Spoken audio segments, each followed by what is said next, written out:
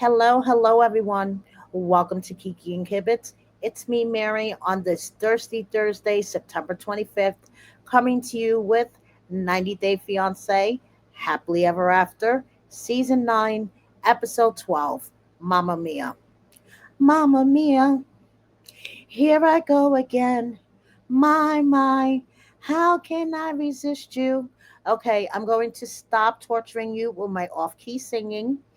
So if I was going to give this particular episode a grade, I would give it a solid C. Yeah, a solid C. And if I was going to give this season a grade so far, it is slowly slipping down the grade scale, you guys. Okay, so I would give this season a C minus, in part because of obviously good old Jazzy and Gino's storyline. Julia is annoying AF, and this whole Yara, Jovi, Andre, Libby, Lauren, Alex thruple thing going on. So let's hop right into it, okay? So this will not be a typical recap because I was away on vacay. I was in Aruba for 6 days with the hubby last week, so I'm playing catch up this week. If you haven't checked out my the other way recap, please do. And let's hop right into happily ever after. So first off, we start with good old Jasmine, and she is, pregnant. And I told you guys that this coat that she was wearing in that scene with Matt when they were in the horse and carriage ride and they went to the restaurant and he told her that he was moving to Florida, that leopard print coat that covered her from neck to ankle was concealing a baby bump, okay? Because now she's in Florida, sunbathing, baby bump all out for the world to see. And Matt's like, honey, the baby needs nutrients. So I bought you a snack, a meal for the baby. And he pulls out some barbecued ribs in a Ziploc bag. My first question is, who the fuck brings barbecue ribs to the beach? I mean, I've heard of bringing sandwiches, things like that, but barbecue ribs in a Ziploc bag on the beach. First of all, I'm picturing some type of bacteria growing on those ribs. And secondly, I believe in my gut that this storyline of Jasmine being vegan for past how many seasons is partially bullshit. I believe Jasmine has had some meat in the past. She claims that she's 15 years meat free. She was begging Gino for his meat. She's getting meat from Matt, so technically she is not meat free. But this is my opinion. And I actually checked in with someone who knows a little bit about this stuff. I have a good friend named Carol. She was my college roommate many moons ago. Okay, we were roomies in college, and she's a vegan. Okay, and she does not eat meat, but when she was pregnant, she, was having twins, and her doctor recommended that she eat some lean meats, to help provide nutrients because she wasn't only carrying one, but she was having twins. So she started off eating lean chicken breast. After 15 years of not touching meat, she started eating little pieces of lean chicken breast. In her opinion, and in my opinion, if Jasmine was a true vegan who hasn't touched any meat in the past 15 years or whatever the fuck she said, the way that she dogged those ribs, she fucking ate them and practically had a mouth orgasm on the beach. There is no way, in my opinion, that this bitch is 100% vegan. Okay? Because, in my opinion, if she would have dogged those ribs the way she did, she would have turned around and been violently sick. She would have been puking her brains out on the beach, not having a mouth orgasm. And she would not have been able to sit there with barbecue sauce splattered all over her chin and nose throughout this whole scene. Matt, you didn't bring any wet wipes? Like, seriously, dude. You bring her ribs, but no wet wipes. And she's like, I can't concentrate on anything. I can't concentrate on breastfeeding. I can't concentrate on whether or not this is going to be a boy or a girl, because Matt's telling her that she needs to eat properly, be hydrated, etc., because she's going to be breastfeeding. And she's like, Matt, I cannot concentrate on things like that right now, and I need you to be patient with me, and I need your support. Yeah, okay, blah blah blah blah blah, whatever. Jasmine, my real question is, where the fuck did you get this outfit? Because not for nothing, it looks like it was on the clearance rack of the children's place. Okay? What in the actual fuck? Can you please tell me what grown ass woman, she's almost 40, shows up to her sonogram appointment of her third child? This is not her first child, even though she may be acting like it's her first child on social media. This is her third child. She shows up to the sonogram appointment looking like an overgrown 12-year-old with barrettes in her hair and the whole 9 yards. Okay, so as she's waiting for her sonogram, she cleans out her belly button lint and wipes it off on Matt's pants. hmm And Matt really, really, really, really, really wants a boy. He wants a little boy that he could, play sports with, bond with. That'll be his little man. As you guys all know by now, Jasmine had a little girl who is his spitting image. Baby Matilda looks like she fell out of Matt's butt, literally. Okay? So, Matt in this scene is acting, and I'm going to put acting in air quotes because his acting wasn't very good. That he will be highly disappointed if it was anything else but a boy. He wants a boy. Okay, so as we all know, the sonogram shows that Jasmine is having a girl, and Matt was getting all teary eyed and blah blah blah. And it was, a nice scene. Matt sees his baby for the first time. Jasmine's like, oh my God. But then we see coming up next week, and this is why Happily Ever After is becoming what Chinese water torture for me to watch. Okay. Next week, her and Matt are going to be in a baby store shopping for clothes. And she starts crying. And she's like, Matt, the minute my father found out that I was going to be a girl, he left and rejected me. And it is disgusting that you are doing the same to your daughter. Do I smell a future storyline for Last Resort? Because in my gut, and I will be doing a video on this, I feel like Jasmine and Matt are laying down a foundation to appear on Last Resort season 3, which will make Jasmine the only cast member to have appeared on Last Resort with two different partners. Okay? Like I said, you guys, I'm in catch up mode, but on my list, I am going to do a video who I think, based on their social media activity, could possibly be cast for Last Resort 3.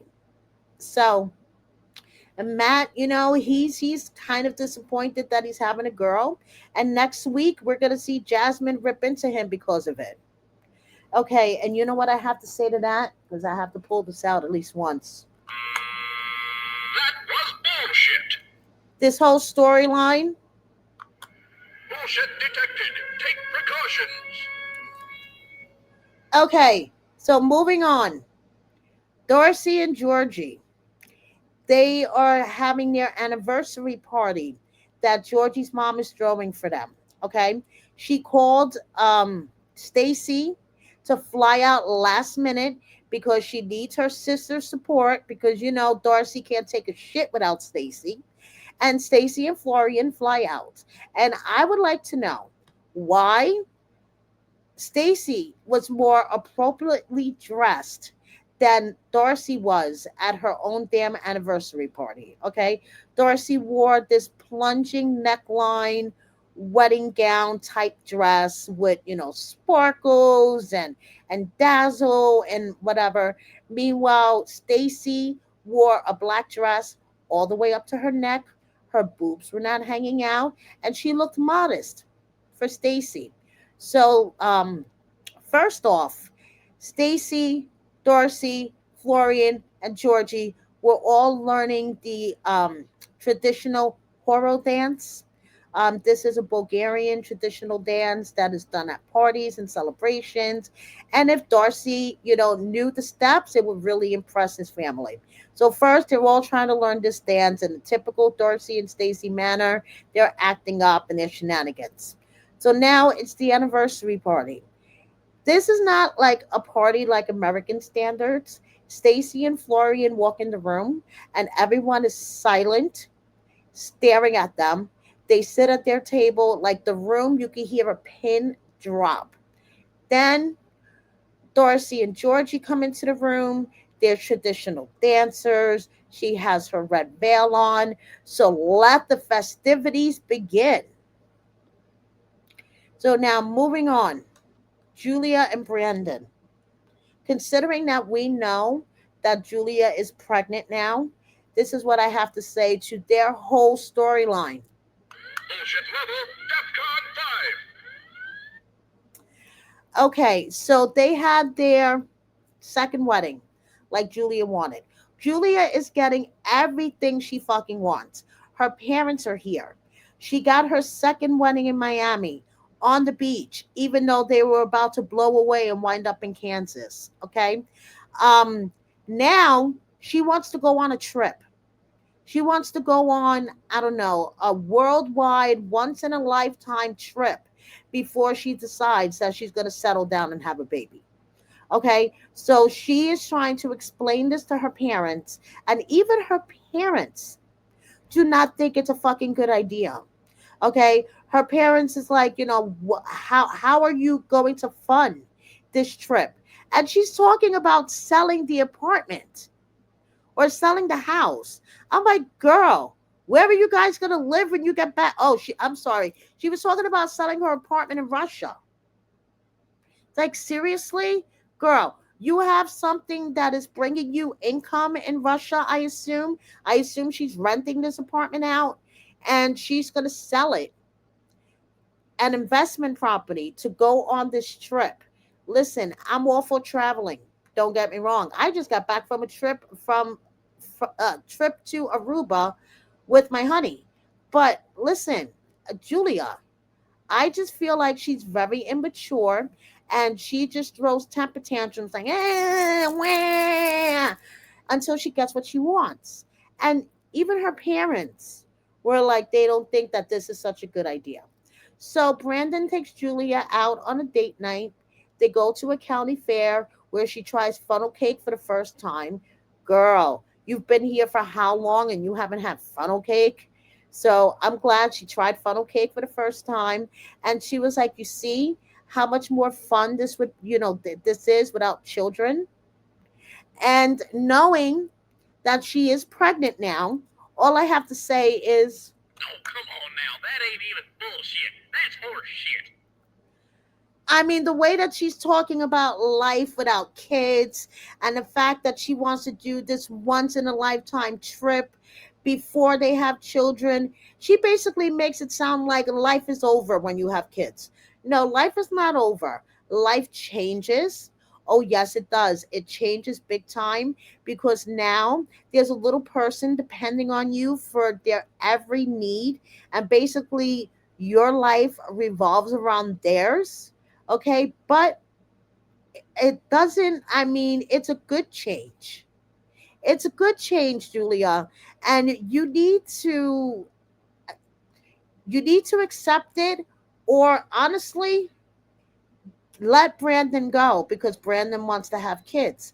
But then once again, we know that in real time right now Julia is pregnant. So all I have to say once again is Warning, Warning, bullshit alert.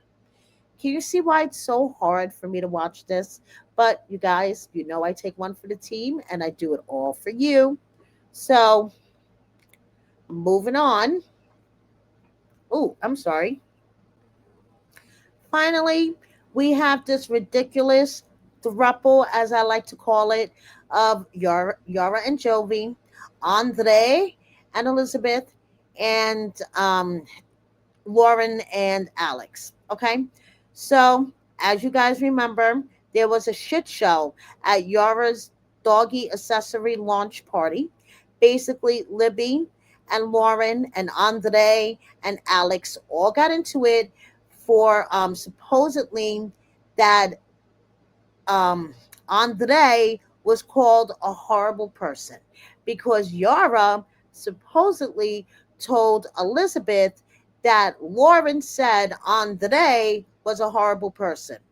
Do you follow all this? It makes my fucking head spin. It's like the high school playground. Susie tells Andy that Michael said this, and Michael turns around and tells Tammy. I mean, it's just like fucking high school, not even high school, junior high school shit. Okay, so Yara and Lauren do a spa day where they do hair masks. I never even heard of a hair mask. Maybe I'll look into doing one day. Who the fuck knows? So they do these hair masks, and Lauren is telling her basically why her and Elizabeth got into it was because um, Elizabeth, said said that Yara said that Lauren called Andre a horrible person.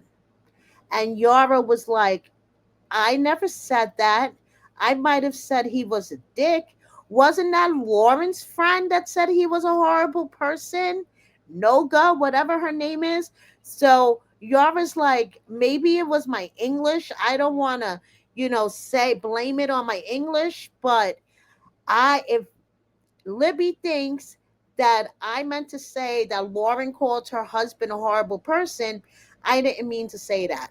And you know something? I have to fix this situation because now Yara and Jovi have the moving back home storyline. Okay. So first it was Lauren and Alex during their last season of Happily Ever After. They were going to move back to Israel. Then this season, Andre and Elizabeth were going to move to Moldova until Andre fucked it up and lost the 75K in the investment property and finally had to admit it. And now, guess what?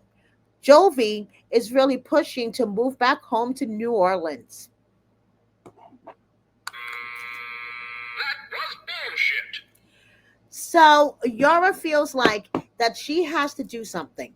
She needs to fix the friend group because she needs to show Jovi that she has support here. Okay, because Jovi's big thing is that they're all alone.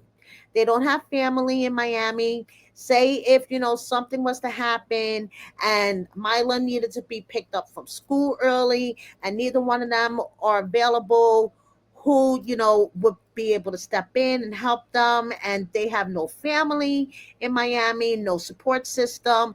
At least in New Orleans we have Mama Gwen. We all love Mama Gwen, but Jovi is really trying to push a move back home to New Orleans, which it's all. Bullshit detected. Take precautions. So needless to say, Yara feels like she has to patch things up. So Yara and Jovi are planning a ski trip to Lake Placid. Yara loves skiing.